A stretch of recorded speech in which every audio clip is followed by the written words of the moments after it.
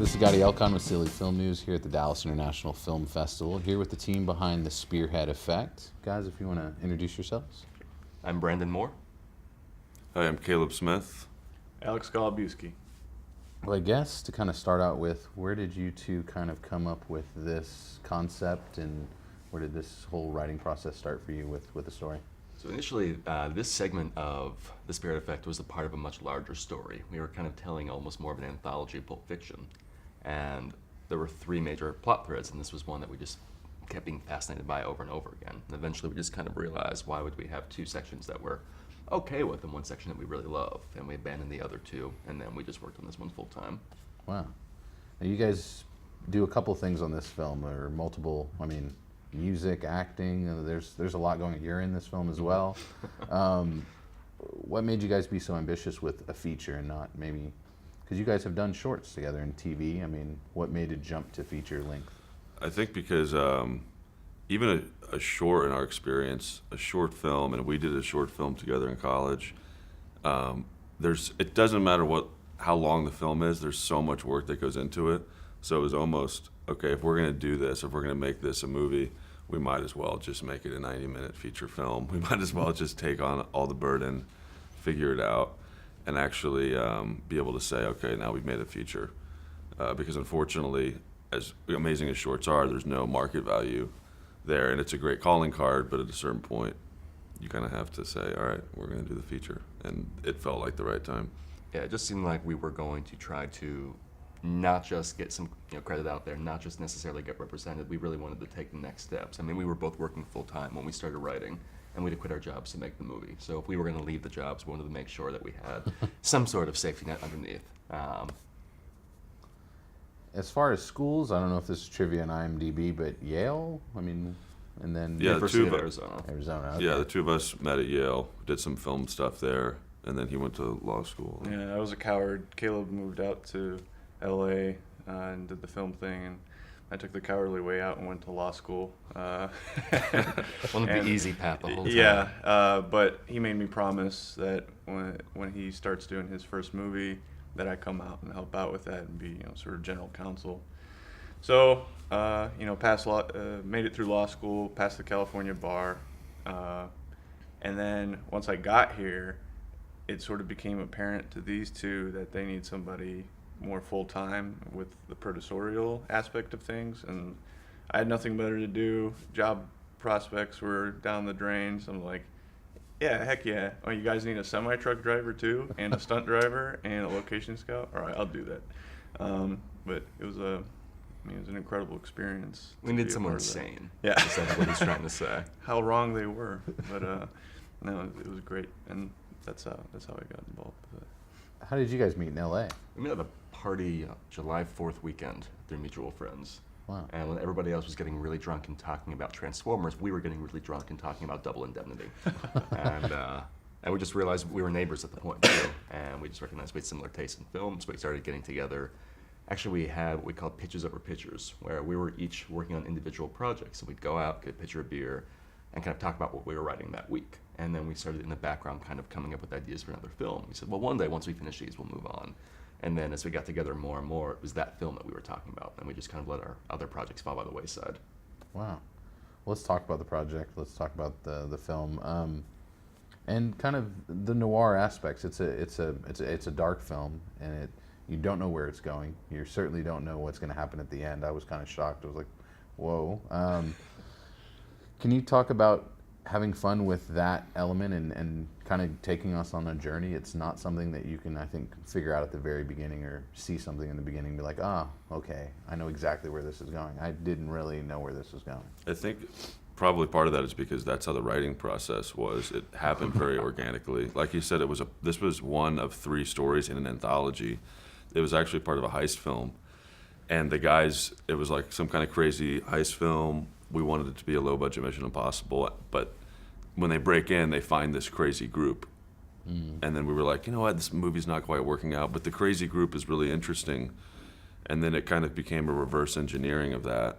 Like, okay, if there was this torturous group, what would maybe be a decent reason that they were doing this? And then, okay, if there was someone to come into this world who would be an interesting character to come into this world. And it was actually the guy who created, if a guy inadvertently created this, that would be an interesting character. I mean, how would he respond to see the fruits of his labor? And then as far as the ending, that was something that was very kind of, we wrote a few drafts of this movie without kind of that big ending, and then it wasn't quite there. Spoil right now. It wasn't quite there, and then he recommended a fantastic movie, somewhat obscure from the 70s, and he said, there's something in the ending I think we might be able to pull from. And he said, just watch it, and I watched it, we rewatched it, and it was like, oh, that's it. We're gonna pull from that. If you can guess the movie we're talking about. Well, I don't want to say it. Exactly. Might give it away. That's what's so tough about a film like this too, is you can really only speak about like 60% of it. Well, let's talk about that group, and in particular, their choice of garb and their masks. Yeah. Where did you guys come up with that? My mom looks a lot like that, and she's horrifying. So we just figured, go with what you know. Those are actually the latest addition, I think, to the film. We had a few choices for masks picked out, and some of them were creepy in the same way this is, which is rather innocent, creepy for kind of looking bizarrely out of place. Others were more eyes wide shut, what you would expect. And then ultimately, we split up where these masks were in the first half of the film, and we had a second crop mask in the second. And he had brought up that in the location, the finale location, although the other masks looked creepy, it really was like we were emulating eyes wide shut. It didn't look like we had our own real staying power. And then we had somebody put on the mask in that location. It just looked so wrong, because it looks almost operatic, that the climax. And so to have these little anime masks walking around, it's just, you're unsettled immediately, because this does not belong in this type of environment. Yeah, so the masks we had before were these sort of druid looking masks that on the internet looked awesome, right? But when they actually came in, it was like a little string in the back, and just like, it didn't make sense. Plus there was also the anonymous aspect that we were trying to get across, that they all look pretty much the same. If they're having the druid mask, you can see their hair, and some of them are bald, some of them hair or whatever, some of them are shaggy, whatever. But when all of them have the anime masks, they're all sort of this like scary uniform, unit. And I thought that was scarier to have this like sort of mob effect almost. Plus, it was way creepier with like the hair sort of like flitting about, especially Caleb when he's doing like his weird like bird-like movement, and like his shoulders are exploding, but he's got this really girlish sort of creepy thing going on here. I mean, it was perfect. Like I wore it to on a date. It didn't go well. They're engaged, but ultimately we don't talk about the date. No, I wore it to, I forget what it was. It was like a casting thing, I think. And I just was wearing it creepily and just like breathing heavy, and everybody's super uncomfortable. That's more to do with you, I think, in the past, to be honest. I mean, but the point was made, I think, that's like, yeah, this mask works. This is going to play. There's also a point that Caleb and I, when we were debating whether we were going to get rid of the other mask, we walked down the street outside of his apartment, each in one of the masks, and decided to see which one got more stares. And I don't think it was even a contest. It was broad daylight, probably like 75 degrees, walking to Trader Joe's. And just like, it was kids, it was parents, just looking, and like no one said a thing.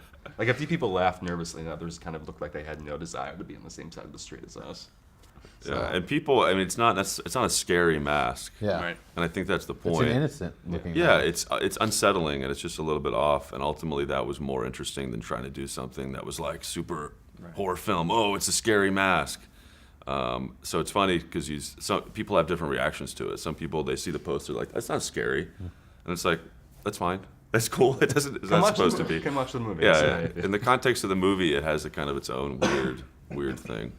Yeah, and I love when you guys line up because of the height differences. I mean, I can sort of tell where you are. I'm like, okay, he's towering over the next guy. Yeah. But it's nice how there's multiple guys with these fun little masks, these cute little, like Bring It On style masks. It was pretty Kirsten Dunst is the real star and hero of this film. You heard it here first. I've got to ask you, Texas Ties, the wonderful Malicks are producers. How did you guys get that connection? So one of our producers was friendly with Terrence and his wife and her producing partner, and got them an early version of the film when we were still in post. And at that point, they were in LA for, I think, just about a month or so. Terrence was editing Night of Cups. And we had a quick lunch with them and just kind of went over everything. And they were fans of the film and wanted to help however they could. And so they helped us finish post-production.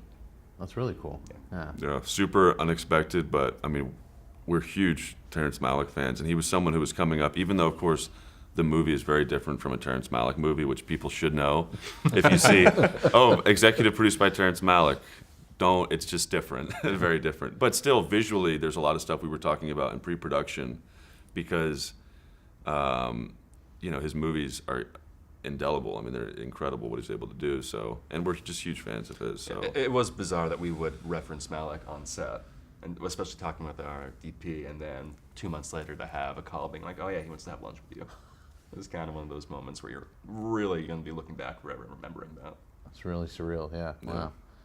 Well, I've got to ask, keeping on that Texas tie, being able to bring it here to Dallas International, it's obviously a different audience in LA. Or, tell us about what you guys are hoping to see with a Dallas. It's a Southern audience, but it's very much a liberal-minded, arts-driven audience. Are you guys excited to see what Dallas could showcase for the film? Oh, absolutely. absolutely. I mean, I think Dallas is a great city. He's been here a couple times. I have a lot of friends from Dallas, but this is actually my first time here. It's Brandon's first time here. So we're getting a cool feel of the city. We're interested to see what the reaction is, if it is different from the private screenings we've had in LA with a lot of people out there. I mean, I think, on the slightly more serious side, there are some topical issues in the film that can be taken either way. We certainly weren't trying to make a message movie per se, rather to kind of raise certain questions. And then, sadly, there have been some of those bad incidents in real life that have happened here in Dallas. So, I think it's, I don't want to say it's an appropriate place because of that, but it's definitely adds something. Yeah, should definitely resonate. Yeah. Also, I think just because we shot this film in LA, we've screened it twice in LA. I think for us, every time we sit down with people from Los Angeles to watch a film, we assume that they already have an idea of what they're about to see, mostly because they either know us or they've seen trailers. So just since we've been here in the last 24 hours, we've been handing out posters and flyers, and just the reaction we've been getting of people as we tell them about it or as they look at the posters is very unique, as if they just don't see it coming at all. And I think that's going to be just a really fresh outlook, which could go either way. I think we're getting a really fresh eyes on the film for the first time, and it's going to be really rewarding. Yeah. So as far as where people can find out more info on the film, and where do you guys go from Dallas? That's a great question. Well, the spearheadeffect.com is the website, and that's going to have all the information. It has the Dallas screening times up there, information, a little bio page for us in the film. And then as far as where the film goes from here, we're going to see. We have, this is our first festival, our premiere festival, which we're very pleased about. We have some other things in the works, festival-wise, and then we'll see. It's kind of a run and gun process right now, just like making the movie was. Yeah. So it's best not to look forward, we've decided. It's Right. just if you're not necessarily texting, looking down at your phone, but just all consumed with the project and not really paying attention to where you go. yeah, I mean, luckily the project, just in the private screenings we've had around Hollywood, it's led to some really cool things as far as next projects go. So we're happy to report that. But as far as this film, yeah, we'll see what happens with it as far as distribution and how people are able to see it going forward. We're hoping to see a packed house tonight and tomorrow. Very cool. Well, guys, I definitely hope it resonates with Dallas. I think you guys are going to have a little bit more of an interesting connection with the audience here. And thank you, guys. Thank you so much. Pleasure. Thank you so much. Watch the